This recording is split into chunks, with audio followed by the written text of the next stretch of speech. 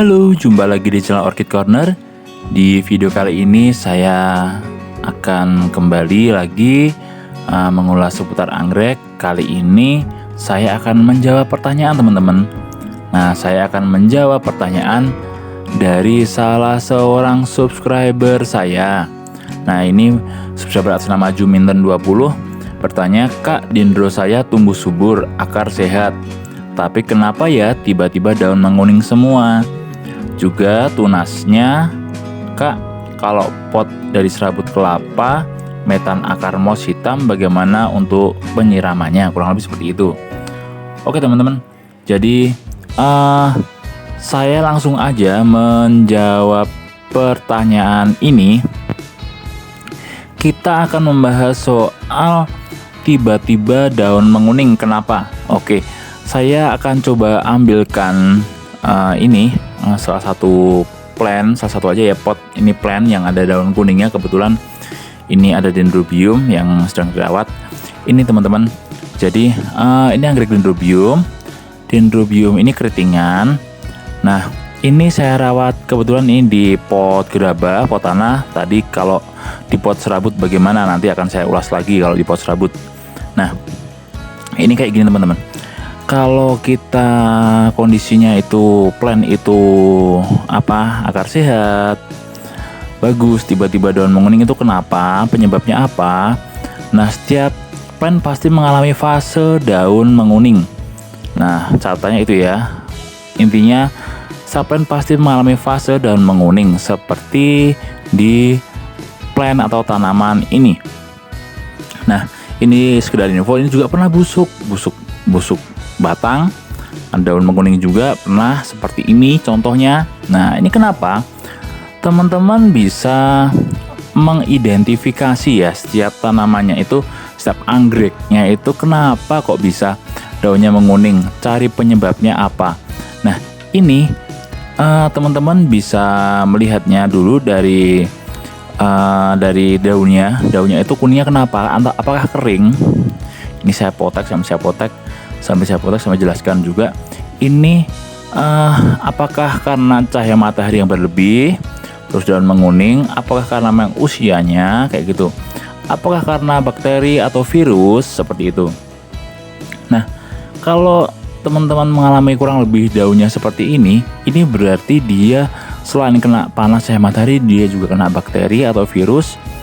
Biasanya tungau, terus ini kayak gini ada bakteri virusnya. Nah, ini sesegera mungkin tips trik yang pertama agar tidak menyebar ke seluruh plant, maka harus dipotong atau dipangkas daunnya, lalu segera mungkin dibuang. Kalau tidak seperti itu nanti akan menyebar teman-teman, akhirnya malah jadi gundul. Nah, ini yang tidak kita harapkan. Nah, itu ya, sekali lagi kurang lebih seperti itu. Nah, kalau faktor-faktor penyebabnya apa? Nah, teman-teman bisa flashback atau mengecek di YouTube channel saya. Itu saya pernah mengulas mengenai cara menangani daun kuning dan apa penyebabnya daun anggrek itu menguning. Nah, teman-teman bisa searching di situ di channel saya ini. Itu saya mengulas dengan lengkap dari awal sampai akhir, banyak faktor dan penyebabnya itu seperti apa daun menguning itu. Nah, teman-teman bisa cek tuh di YouTube. Jadi tidak perlu saya jelaskan lagi karena videonya akan panjang sekali. Kalau ngomongin daun menguning aja itu bisa ya 15 menit lebih lah pokoknya. Kita akan mengulas itu aja daun menguning. Nah, ini saya udah pernah bagi videonya dan teman-teman bisa searching di channel ini juga. Banyak juga yang menanyakan soalnya mengenai daun kuning ini kenapa. Nah, di setiap anggrek pasti mengalami kok fase-fase daun menguning. Cuman penyebabnya apa itu perlu kita ketahui dan tahu cara penanganannya. Nah, kurang lebih seperti itu teman-teman. Nanti teman-teman bisa cek aja di channel YouTube saya mengenai daun menguning. Nah, kalau seperti ini ya saya terpaksa potong, pangkas, lalu buang. Pokoknya kalau setiap daun menguning usahakan tiap sore biasanya saya cek anggrek kayak gitu, ada daun menguning seperti ini, potong, buang kayak gitu. Nah, disiapkan juga gunting atau alat potong untuk plant kita, untuk memotong khusus anggrek atau khusus apa kayak gitu. Nah teman-teman, berikutnya yang akan saya jelaskan adalah mengenai pot serabut kelapa dan media tanam moss hitam, bagaimana penyiramannya. Nah teman-teman, secara teknis kalau ngomongin media tanam moss hitam, ini dalamnya sini moss juga teman-teman. Ini moss hitam juga di bawahnya. Cuman ini saya campur juga. Di sekelilingnya itu ada arang, ada coco fiber, ada cacahan kulit pinus kayak gitu. Itu hanya untuk sekedar aerasinya teman-teman. Nah teman-teman, kalau mengalami pemotongan udah dipotong seperti ini adalah contoh pemotongan. Itu batangnya udah kering teman-teman, udah keras, jadi dia udah kembali normal lagi seperti itu. Tunas-tunas barunya juga akan hijau kok, daunnya akan hijau segar, akarnya pun sehat dan merambat kuat. Nah gunanya media tanam di sekelilingnya ini ya akar-akar agar mendapatkan aerasi, udara dan sebagainya itu dari media tanam di sekitarnya itu. Jadi tidak hanya di moss hitam. Terus kalau moss hitam itu penggunaannya, pertama-tama rendamlah dengan antrakol atau fungisida. Baiknya seperti itu, direndam dengan fungisida baru digunakan untuk media tanam. Lebih bagus lagi sebelum di fungisida itu biasanya direbus. Seperti itu, media tanamnya direbus, moss hitamnya. Itu juga lebih bagus. Tapi kalau sekali buru-buru ya kasih fungisida aja kayak gitu. Itu udah cukup. Nantinya akan tumbuh kembangnya baik seperti ini. Contohnya salah satunya tunasnya banyak, baru segar-segar, meskipun bulb barunya atau batang-batang barunya itu dia mengering, gagal. Karena ini saya menggunakan sistem full sun dan full rain. Jadi full cahaya matahari, full juga air hujan. Penyiramannya ini dalam pot gedapa ini ya sama dengan pot di serabut itu di belakang. Nah sama semua, tidak ada pembedaan penyiramannya. Satu, disiram oleh air hujan, iya. Semua disiram air hujan, iya. Secara langsung dari atas, iya. Bahkan juga itu juga pot serabut juga sama teman-teman. Meskipun usianya masih remaja ya, ini dibilang remaja, belum dewasa, itu semua saya dengan full sun dan full rain.